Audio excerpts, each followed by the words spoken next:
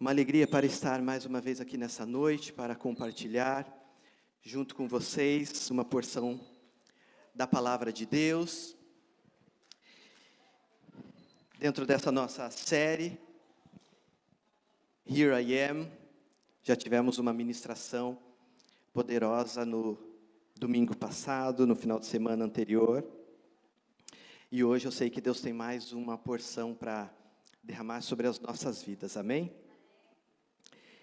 Quero compartilhar com vocês um texto da palavra de Deus, texto base da nossa série, que é Isaías, capítulo 6, versos de 1 a 8. Isaías 6, capítulo 6, versos de 1 a 8. Diz assim: No ano da morte do rei Uzias, eu vi o Senhor assentado em um trono alto e exaltado. E as abas das suas vestes enchiam o templo. Acima dele estavam serafins. Cada um deles tinha 6 asas. Com 2 cobriam o rosto, com 2 cobriam os pés, e com 2 voavam. E proclamavam uns aos outros: Santo, Santo, Santo é o Senhor dos exércitos. E a terra inteira está cheia da sua glória. Ao som das suas vozes, os batentes das portas tremeram, e o templo ficou cheio de fumaça. Então gritei: Ai de mim, estou perdido, pois sou homem de lábios impuros, e vivo no meio de um povo de lábios impuros. Os meus olhos viram o Rei, o Senhor dos exércitos. Logo um dos serafins voou até mim, trazendo uma brasa viva, que havia tirado do altar com uma tenaz. Com ela tocou a minha boca e disse: Veja, isso tocou os seus lábios. Por isso a sua culpa foi removida, e o seu pecado perdoado. Então ouvi a voz do Senhor conclamando: A quem enviarei? Quem irá por nós? Eu respondi: Aqui estou, envia-me. Amém? Vamos orar, igreja?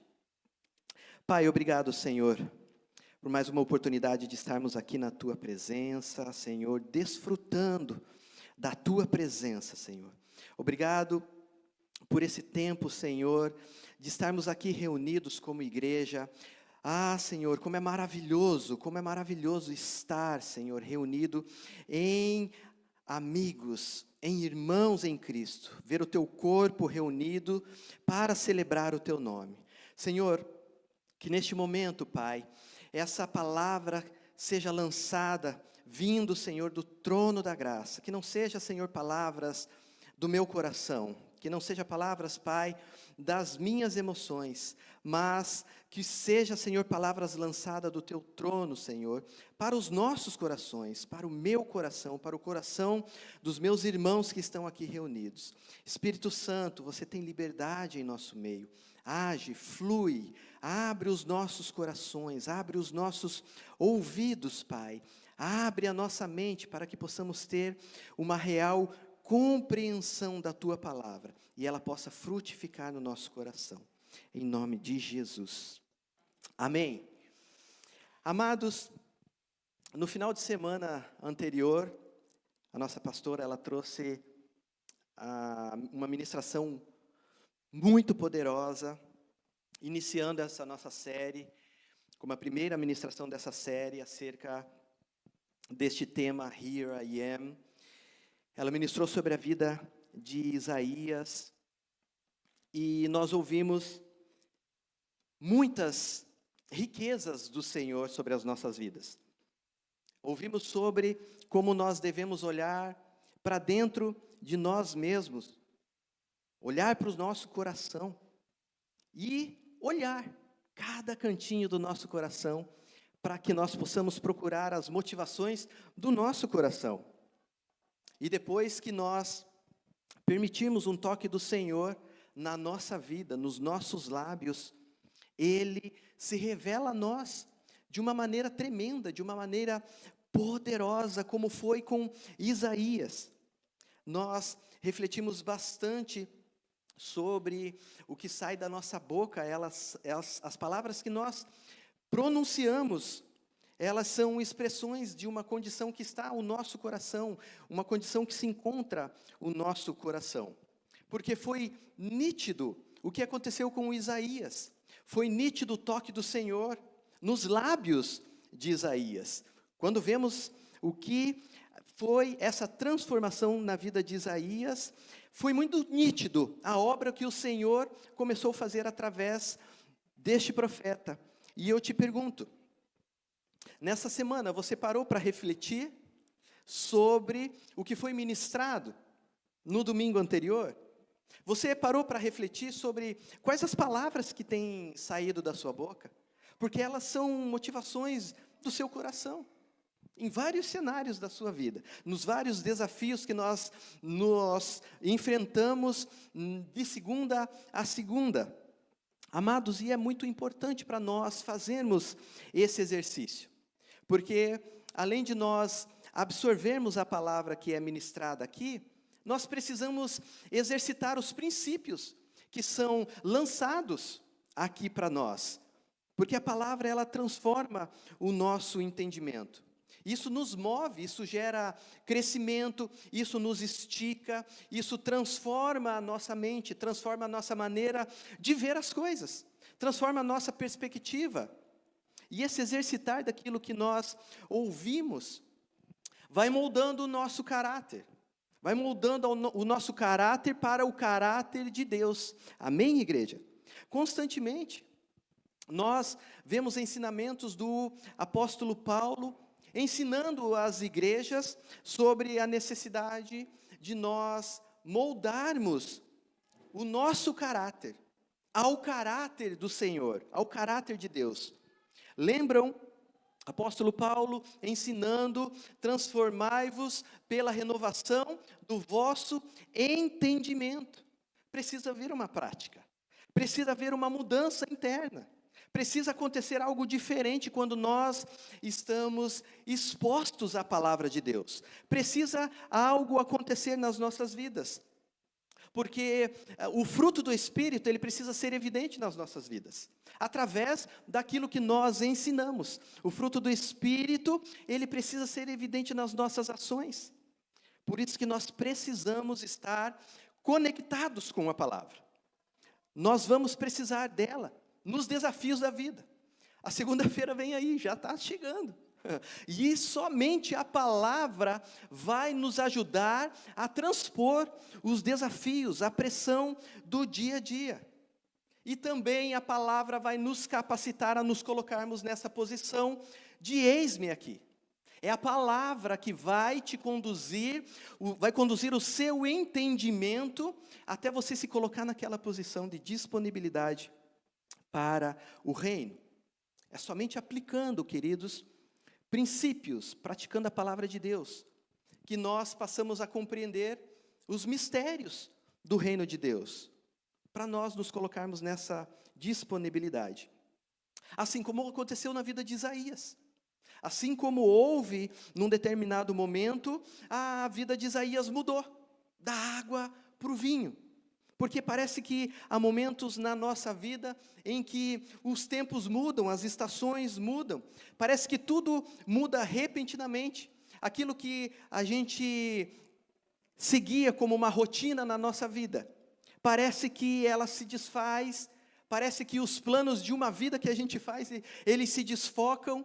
Não tem momentos que os cenários da nossa vida mudam repentinamente. Às vezes a saúde que não vai bem, às vezes os negócios também não vão tão bem, às vezes a política muda, o governo muda a cada 4 anos, muda completamente a forma de gerenciar o país, e isso impacta também as nossas vidas, o nosso particular, e esses momentos não são acasos, esses momentos são convocações divinas, são convites silenciosos para um reencontro nosso com Deus. São convites do Senhor para que nós possamos ter um encontro, na verdade um reencontro com o Senhor. E Isaías, ele viveu um momento desse.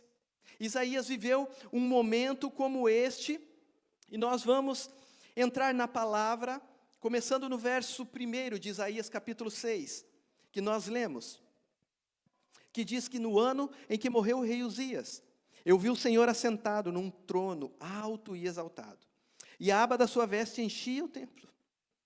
O texto começa na morte do rei, no ano da morte do rei Uzias.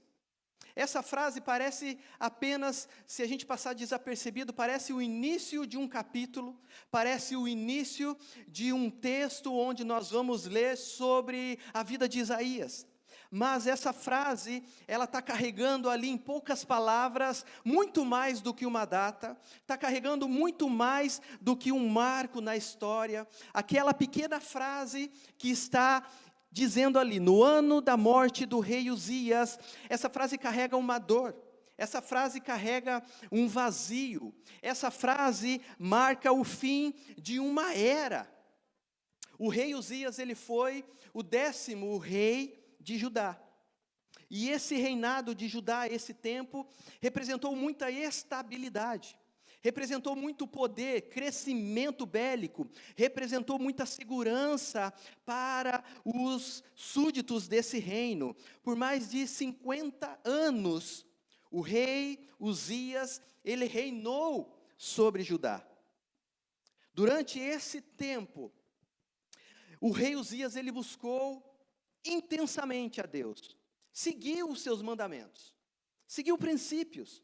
Judá experimentou um tempo de crescimento econômico fantástico, vitórias militares, batalhas maravilhosas, fantásticas, viveu muita prosperidade. 2 Crônicas capítulo 26, está ali relatando toda a biografia do rei Uzias. Depois você pode, anota aí, 2 Crônicas capítulo 26, você vai entender um pouquinho a biografia desse rei, quem foi rei Uzias. Uzias foi um homem extraordinário, porém, ele foi esse homem extraordinário enquanto ele servia ao Senhor, porque algo aconteceu na vida dele. O Senhor o fortalecia, foi um tempo de muito fortalecimento de Deus na vida de Uzias, até que o coração de Uzias mudou. O coração dele se exaltou dentro desse poder que ele havia adquirido sobre o reino. Uzias, num determinado momento da sua vida, ele se torna um rei acima de toda a autoridade. Então ele era o Todo-Poderoso. Num momento de muito orgulho, de muita arrogância, ele se achou como um homem que estava acima de princípios e valores. E por se achar um homem que estava além, por ser o rei, não tinha ninguém mais além dele, acima dele no reinado, por ele se achar esse homem capaz de fazer todas as coisas, ele fere alguns princípios da fé. Uzias, ele entra no templo para oferecer incenso no altar sagrado. Uzias toca no que era santo. Uzias toca em algo que era reservado por uma ordem divina somente aos sacerdotes. A Bíblia diz que no momento em que ele foi oferecer incenso no altar, o sumo sacerdote chamado Azarias chega com mais 80 sacerdotes ali e diz: Uzias, não faça isso. A Bíblia diz que Uzias, poderoso rei da nação, ele se irritou, ele ficou muito indignado contra os sacerdotes. E por essa arrogância, por essa transgressão, por esse ferir de princípios, uma lepra apareceu na testa de Uzias, naquele momento. O Senhor colocou uma lepra, e ele acaba morrendo, porque a partir daquele momento, ele foi isolado, permaneceu por volta de 12 anos ainda reinando Judá, mas aí reinando isoladamente, porque estava leproso. Então, num lugar retirado, e assim ele termina os seus dias. A morte de Uzias abalou toda a nação, abalou também Isaías. Agora nós podemos imaginar aqui como essa liderança de Uzias havia se perdido. Neste momento, o trono de Judá estava vazio, havia uma confusão entre o povo, mas nesse mesmo instante, é quando o céu se abre para Isaías.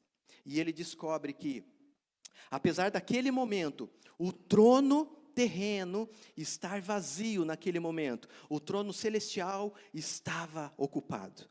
O Senhor dos senhores estava assentado num alto e sublime trono. E Isaías vê. Isaías tem uma visão desse trono, do Senhor assentado. Ele contempla a glória. Ele contempla uma glória que não depende da estabilidade humana. Ele contempla uma glória que está acima de toda aquela instabilidade que estava ali, naquele momento, sobre o reino de Judá. E Isaías percebe que Deus reina acima da crise. Isaías tem uma visão que mudou completamente todas as circunstâncias. E essa é a essência do chamado. Deus se revela no meio da dor. Quantos aqui, se pudesse dar a oportunidade, eu creio que todos vocês teriam um testemunho para contar de quando Deus se revelou a você num período de instabilidade, seja em qualquer área da sua vida, num momento de dor. Deus se revela, meus amados, nesses momentos, mas Ele se revela para levantar quem o servirá com paixão. E eu faço uma pergunta para vocês. Você tem servido a Deus com paixão? Você tem servido a Deus com essa chama queimando pelo Senhor? Ou o seu coração em algum momento se esfriou na caminhada? Se esfriou com as pressões do dia a dia? Você está servindo com essa chama acesa desde que saiu do Brasil? Ou desde que saiu de Portugal? Desde onde você saiu da sua madre terra? Você está servindo a Deus com essa mesma paixão? Podemos todos responder que essa mesma chama ainda está queimando aqui na América, onde parece que todas as coisas são numa proporção muito maiores.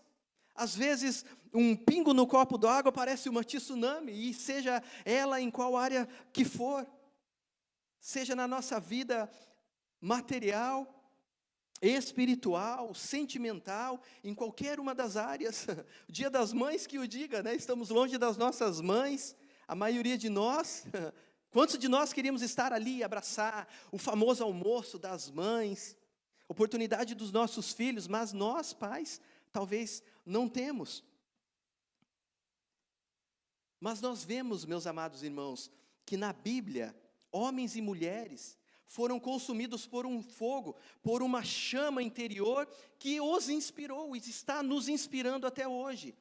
Que foi um zelo por Deus que os moveram a fazer grandes coisas. Os moveram a mover céus e terras em favor do reino. Não eram perfeitos. A Bíblia não traz uma história de um personagem ou um herói da fé que era perfeito, que acertou em todos os detalhes, mas todos tinham algo em comum. Eles serviam com uma paixão. Eles tinham uma chama acesa que o levavam a fazer coisas extraordinárias. Olha só o que diz em Josué capítulo 14, versos 10 e 11. Um exemplo para nós de que essa chama não se apaga. Diz assim: pois bem, o Senhor manteve-me vivo, como prometeu. Faz 45 anos que ele disse isso a Moisés, quando Israel caminhava pelo deserto. Por isso, aqui estou hoje, com 85 anos de idade. Ainda estou tão forte como no dia em que Moisés me enviou. Tenho agora tanto vigor para ir à guerra, como tinha naquela época. Quem que está falando isso? Caleb, meus irmãos. Caleb, agora com 85 anos de idade, ele tinha a mesma garra, tinha a mesma paixão pela promessa de Deus, quando lá atrás Moisés o enviou. Isso nos mostra na Bíblia que a paixão verdadeira, essa chama não se apaga. A paixão verdadeira, ela não envelhece, mas se nós não nos posicionarmos, essa paixão ela pode se esfriar. Essa chama, ela vai se esfriando. Porque se olharmos a história de Gênesis a Apocalipse, Deus não usa os mais talentosos, Deus não usa os mais capacitados a fazer, mas Ele usa os mais apaixonados, com essa chama acesa, que os fazem transformar ambientes. Deus usa aqueles como Davi, que desejam a sua presença mais do que tudo. Deus usa aqueles como Maria, que quebram os seus tesouros mais valiosos aos pés do Senhor. Deus usa aqueles como o apóstolo Paulo, que não se importam com a própria vida, mas a entregam em favor de pregar o Evangelho, custe o que custar. E a pergunta permanece, meus amados: você tem servido a Deus com essa mesma paixão? Com essa mesma chama acesa? Nós vemos que Isaías não hesita, a sua resposta é imediata e cheio de paixão. E isso podemos ver que é fruto de um encontro verdadeiro com Deus. Porque Deus se manifesta em tempos de caos.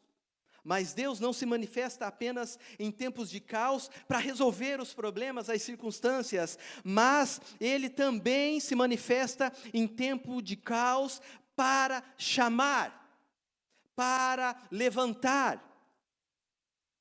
E assim aconteceu com Isaías, porque antes de ouvir a voz que o chamava, Isaías ele vê algo poderoso.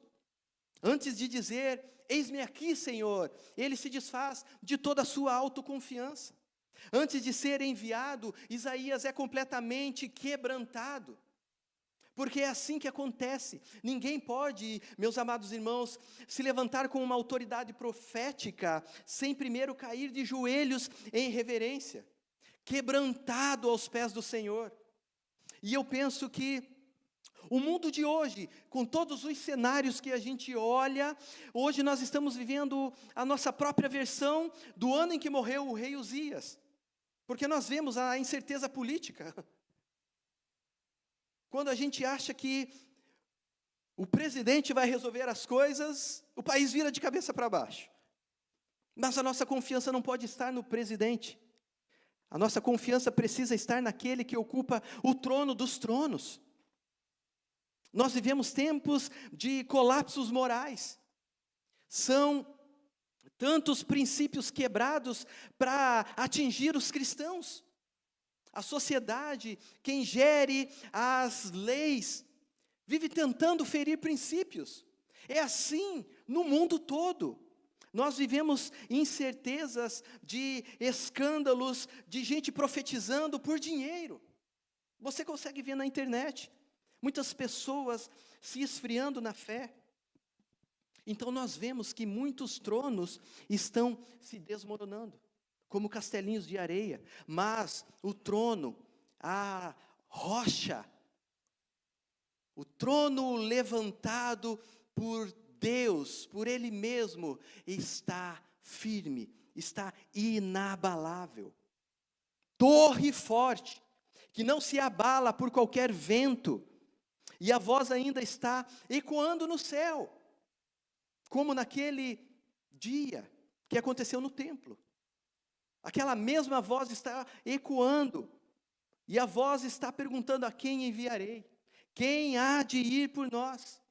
Essa é uma pergunta, não é uma pergunta de Deus a nós por causa de uma falta de opção. Não, é uma pergunta que está revelando o coração do Pai a nós.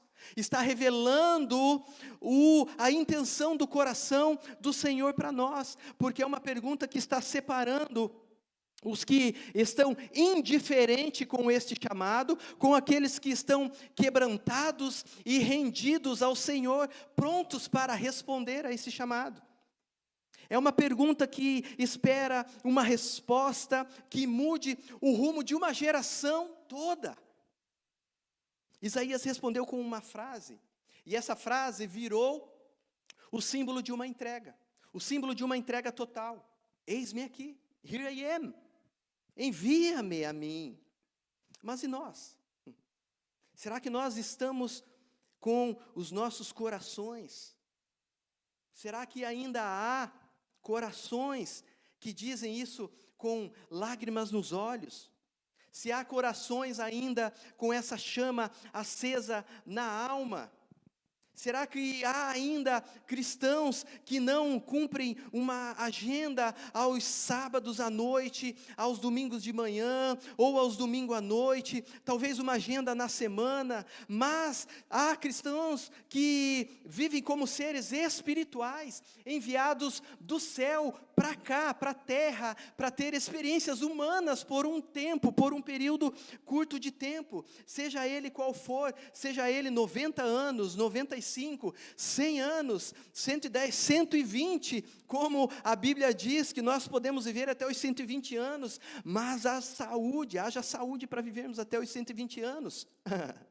Precisamos cuidar da nossa saúde, para prolongar os nossos dias aqui na terra. Será que há seres espirituais enviados do céu para não se perderem neste país onde há tantos prazeres, há tantas distrações, aonde o tempo parece que é tão curto e nos pressiona? A gente começa a segunda-feira, quando olha no relógio é quarta, se piscar de novo já estamos na sexta, e a gente não vê o tempo passar neste lugar. E quantas coisas espirituais ficou para serem feitas, a gente não conseguiu fazer, a gente não conseguiu realizar. Será que ainda há jovens, homens, mulheres, pais, mães, líderes, dispostos a se levantar no meio do caos, no meio da crise, e dizer: eis-me aqui, envia-me, usa-me, Senhor? Essa resposta nós precisamos responder, não apenas com os nossos lábios, meus irmãos, mas com a nossa vida. A nossa vida precisa ser essa resposta. E através de Isaías, eu aprendo pelo menos 4 lições que eu quero compartilhar com vocês aqui.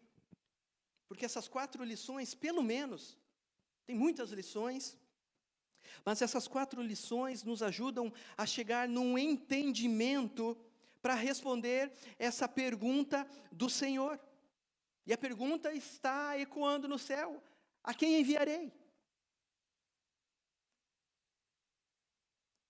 Para vivermos essa resposta hoje, nós precisamos trilhar um caminho. E olhando para a vida de Isaías, eu posso ver que ele trilhou um caminho de visão, de purificação, de quebrantamento e de entrega.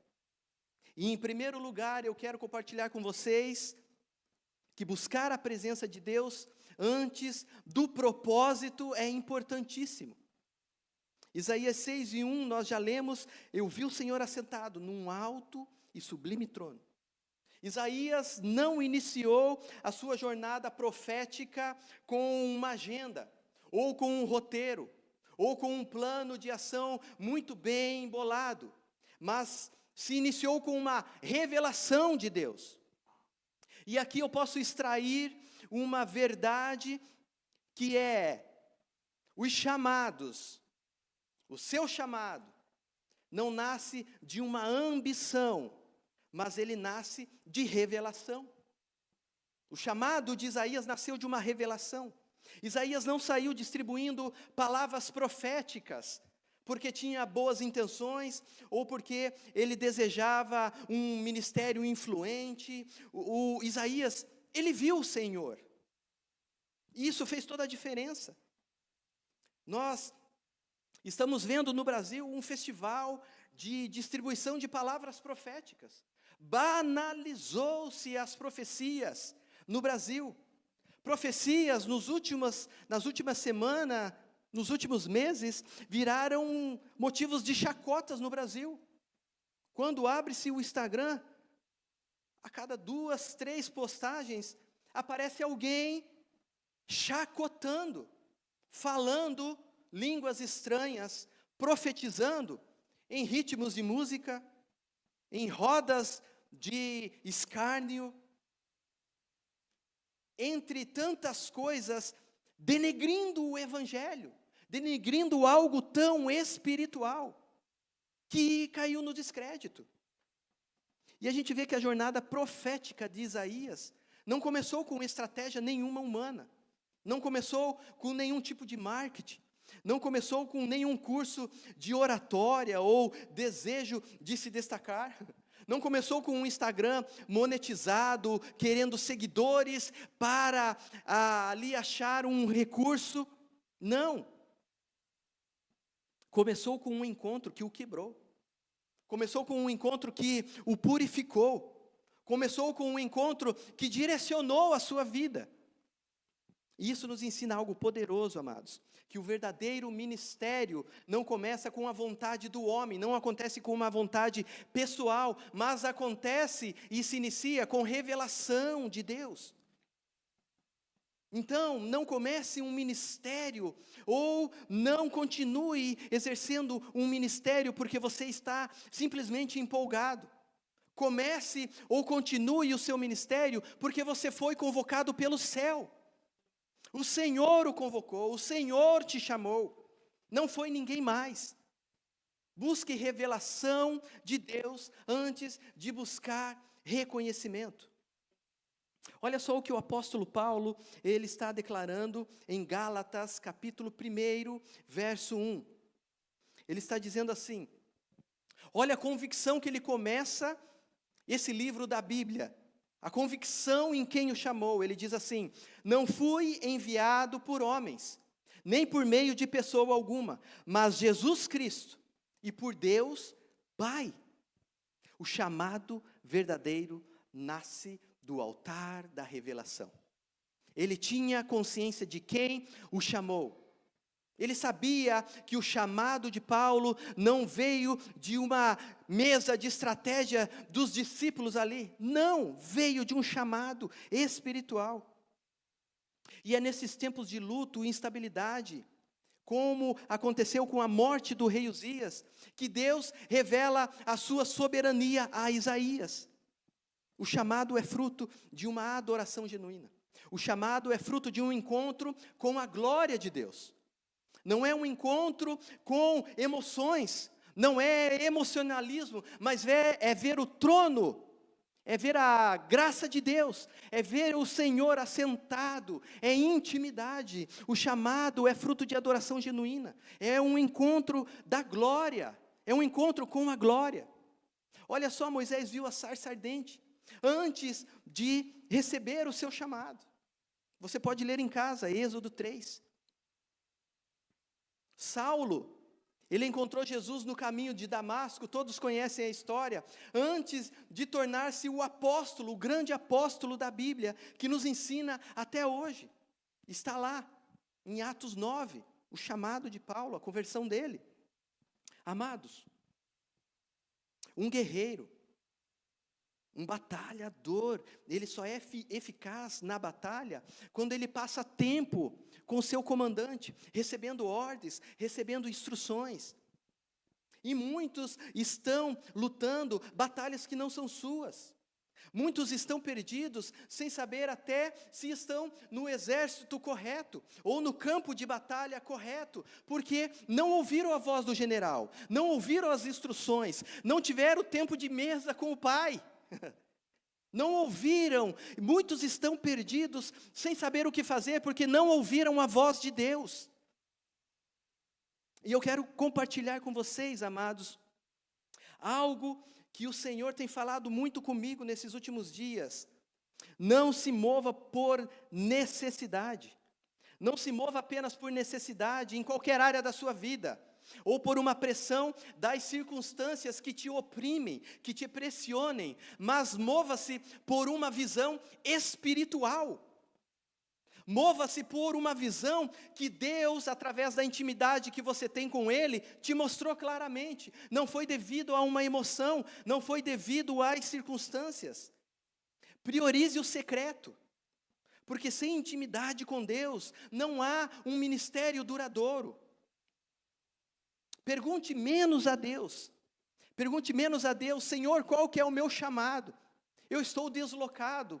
Senhor, eu não sei o que fazer. Ah, Senhor, qual que é a sua vontade? E pergunte mais, substitua essas perguntas por perguntar mais, por Senhor, revela-me quem Tu és, Senhor, revela-me a Tua glória, Senhor, abre os meus olhos, Senhor, tira as escamas dos meus olhos, assim como o Senhor fez com Isaías, para que eu possa ver a minha verdadeira condição. Pergunte mais a Deus essas coisas, pergunte mais a Deus. Se você está buscando o seu propósito, em primeiro lugar, nós ouvimos muitas pessoas sem saber qual é o seu propósito e estão gastando tempo com Deus, perguntando, querendo saber qual que é o meu propósito, gastando tempo de oração, buscando, Senhor, qual que é o meu propósito. Mas se você está buscando primeiramente o seu propósito, você pode se frustrar. Mas quem busca primeiro a presença, quem busca primeiro o altar, quem busca primeiro ter intimidade, encontra o seu propósito como uma consequência pela busca dessa presença. É automático, vem junto com a busca pela presença. Em segundo lugar, permita que Deus toque o que há de impuro em você. E aqui eu quero que você aperte os cintos, porque eu apertei o meu, quase fiquei sem ar em casa. A pastora fala que nós pregamos para nós mesmos, e olha, tem vezes que eu termino o meu esboço, a pastora compartilhou isso, né, com a gente, tem hora que eu termino o meu esboço e eu tenho que, talvez fazer uma ligação, talvez que mandar uma mensagenzinha, tem que consertar algumas coisas, porque não é possível subir aqui e não consertar algo que esteja te fazendo se perder no meio do caminho. É difícil. Eu tenho feito esse exercício. Eu tenho buscado pessoas, porque há algumas coisas, nós lemos na palavra e algumas coisas vêm como uma flecha no nosso coração, e a gente tem que sair pedindo perdão para as pessoas. Dá meia volta em algumas coisas que a gente identifica que a gente está fazendo errado. A minha esposa que saiba disso. Vamos conversar com ela, vai ver, ela vai compartilhar algumas coisas minhas, inclusive. Mas eu tento ser melhor, eu tento fazer as coisas melhores. Isaías capítulo 6, verso 5. Então gritei: ai de mim, estou perdido, pois sou um homem de lábios impuros, e vivo no meio de um povo de lábios impuros. O impacto da visão divina trouxe em Isaías um profundo senso de pecado. Olha o que acontece quando tem um encontro de visão com Deus. Isaías estava no templo, diante da glória de Deus, quando ele percebeu as suas próprias impurezas. Isaías não estava fora do templo. Isaías estava dentro da igreja, como eu e como você, como estamos aqui nessa noite. Quando ele percebeu, quando as escamas dele caiu dos olhos. É como se naquele momento caísse essas escamas por terra e ele viu a sua verdadeira condição. A velha natureza muito intrínseca nele. Ele pôde ver como ele estava caminhando, os seus lábios impuros, ele pôde ver naquele momento. E Isaías, ele estava dentro da igreja. Não estamos falando de alguém desviado. Não estamos falando de alguém que não conhecia o Evangelho. Isaías estava dentro do templo. Quantos de nós estamos dentro da igreja? Quantos de nós conhecemos a palavra, os princípios, evangelhos? Nós estamos mais, às vezes, na mesma condição que Isaías, com os olhos cobertos. E muitas vezes nós temos que ir aos pés do Senhor e arrancar as nossas escamas. E aí nós passamos a olhar a nossa verdadeira condição. Temos que cair, se jogar aos pés do Senhor, porque a nossa verdadeira natureza, na qual aquela que nós nascemos, muitas vezes ela quer sobressair a nova natureza que deve estar muito nítido nas nossas vidas. Mas às vezes a gente deixa a nossa velha natureza tomar conta das nossas vidas. E Isaías gritou: ai de mim! Ai de mim, porque estou perdido, eu estou perdido, pois sou um homem de lábios impuros. Mas olha como Deus é poderoso, olha como Deus é misericordioso. Antes de usar os lábios de Isaías, Deus purificou os lábios de Isaías. Antes de ir falar para o povo, ele teve que ir ser tratado por Deus. O mesmo instrumento que Deus usaria para profetizar à nação, que era os lábios de Isaías, foi o local que primeiro precisava de purificação em Isaías. Então, aquilo que, se você permitir Deus tratar na sua vida, quem sabe pode ser o instrumento para profetizar na vida de outros. A gente vê pessoas com casamentos restaurados, declarando restauração sobre a vida de outros. A gente vê ex-drogados que foram tratados naquela área, declarando profecias de restauração sobre aquela área. Vemos ex-alcoólicos e em todas as áreas que as pessoas têm restauração, normalmente Deus usa aquela área para que o evangelho dele seja pregado, seja alcançado pelas pessoas. Então, Deus não ignora as fraquezas. Talvez você tenha aí uma fraqueza e você acha que Deus está ignorando essa fraqueza. Não, Deus não ignora as fraquezas, Ele trata, mas nós temos que permitir que Ele trate as nossas fraquezas. Mas por que Ele trata primeiro as nossas fraquezas? Você já se perguntou por que precisa ser tratado primeiro as nossas fraquezas? Porque o mensageiro, ele não pode falar de si mesmo. Para que o mensageiro não fale de si mesmo, ele precisa ser tratado nas suas fraquezas, para que só fale da parte de Deus. Por isso, Deus primeiro purifica, depois Ele envia. Primeiro Deus trata, depois Ele envia. Primeiro Ele se revela, aí Ele envia. Então, permita-se ser tratado por Deus. Permita-se ser tocado por Deus. Olha só, na Bíblia nós temos alguns exemplos. Pedro negou Jesus 3 vezes. Depois de ter caminhado, ele conhecia Jesus de mesa. Estava 24 horas com Jesus por 3 anos. Mas depois de caminhar por esses 3 anos ao lado de Jesus, só depois de uma restauração que aconteceu lá no mar da Galileia, ele pôde seguir para pastorear as ovelhas. Jesus preparou um churrasquinho para receber Pedro ali, e ali ele foi tratado. Está relatado em João 21, vocês podem ler em casa. Agora vamos fazer aqui uma reflexão. Você que está anotando aquela reflexão para a gente fazer na nossa semana. Quais áreas da sua vida Deus ainda não tocou?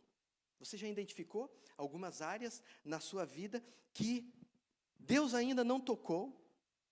Talvez por alguma área em que eu não tenha permitido, ou eu peço para Deus tocar em algumas áreas, mas nessa Deus, Deus, deixa essa aqui de ladinho, por hora, quem sabe um dia.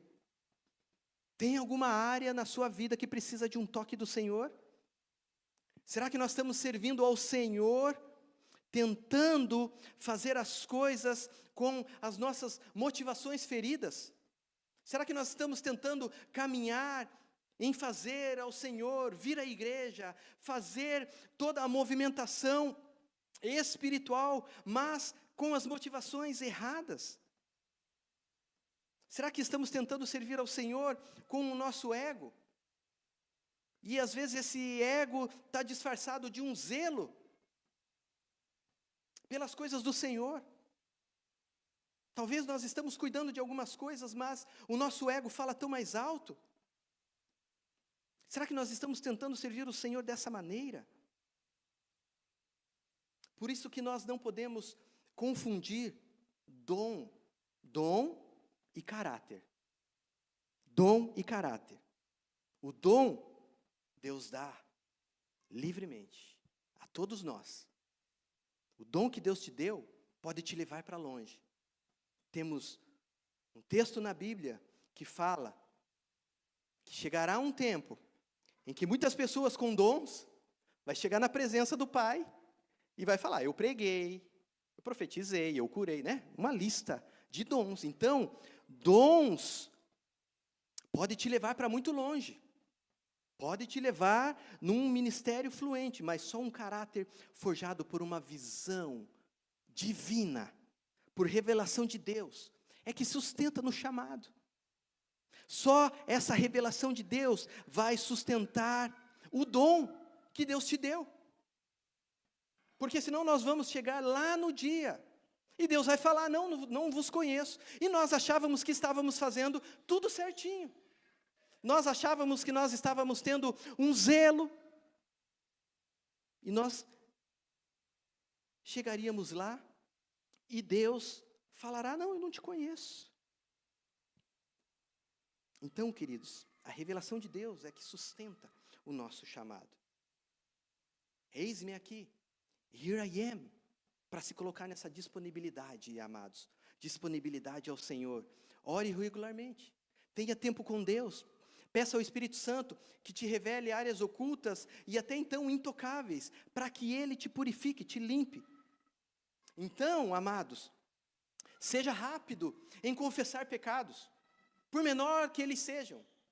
Seja rápido e seja muito mais lento em justificar os erros. Permita que Deus trate os seus pensamentos, permita que Deus trate as intenções do seu coração. Não fuja do toque do Senhor, porque é aí que a sua missão começa.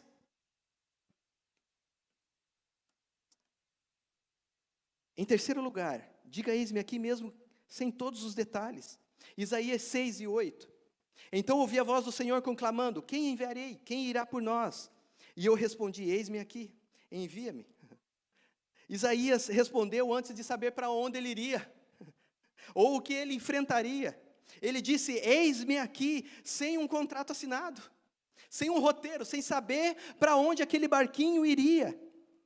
Porque a confiança de Isaías não estava na revelação, por mais que ele tenha tido uma revelação maravilhosa, extraordinária, mas sim, a confiança de Isaías estava em quem o estava chamando. Lembra-se de Abraão? Quando ele sai, quando ele deixa a sua parentela, lá de Ur dos Caldeus, sem saber para onde iria. Hebreus 11, 8. Pela fé Abraão, quando chamado, obedeceu e dirigiu-se a um lugar que mais tarde receberia como herança. Mais tarde, receberia como herança. E esse mais tarde foi muito tempo mais tarde. Embora não soubesse para onde estava indo. Maria, mãe de Jesus, respondeu prontamente: eis aqui a serva do Senhor, em Lucas 1, 38.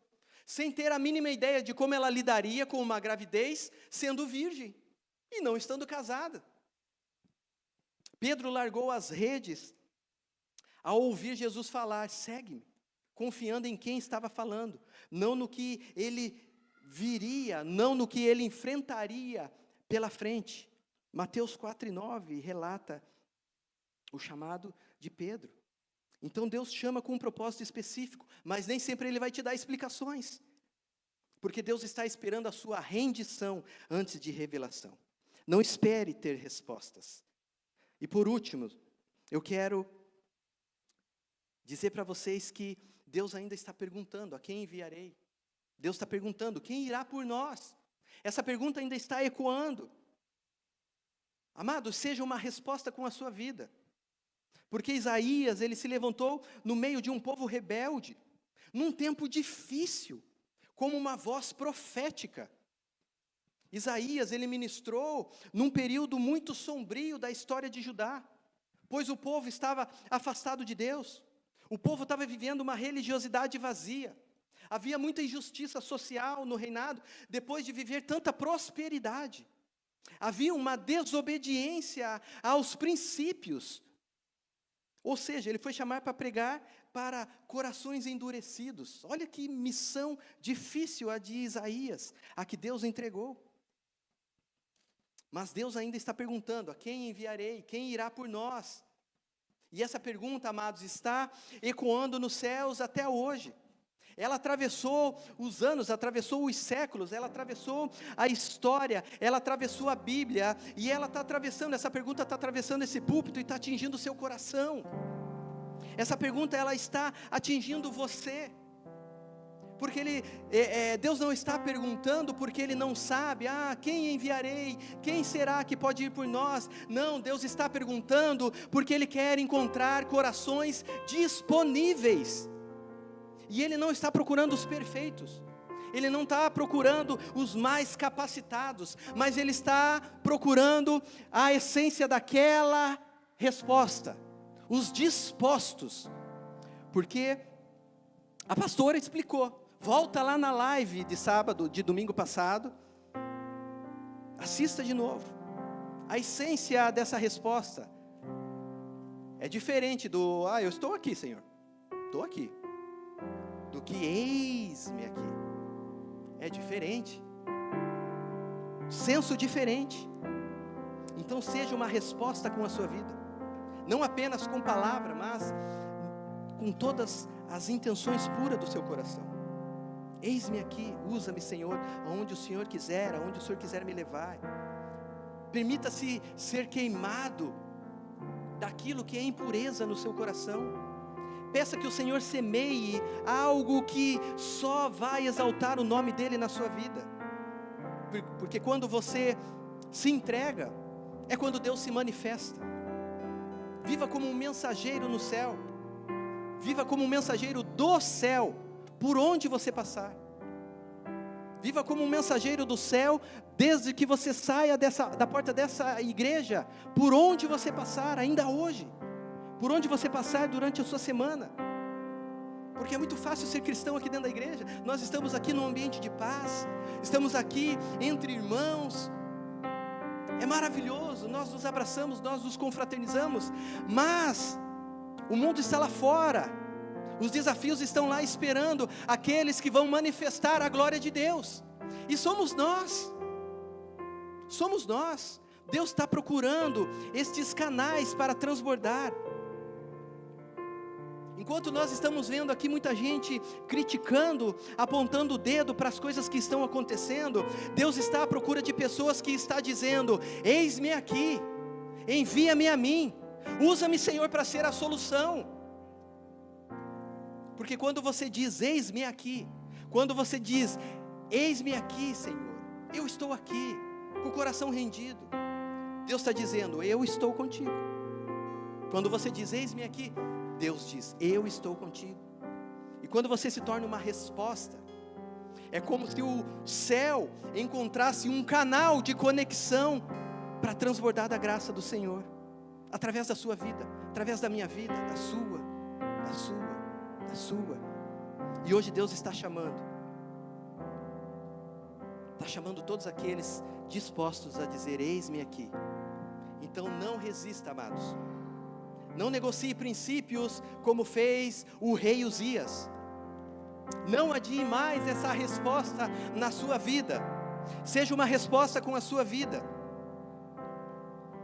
Porque essa resposta, quando você responder, você não vai receber um ticket que vai te levar para um resort, não vai te levar para um cruzeiro, onde você tem pensão completa, onde você tem diversão 24 horas.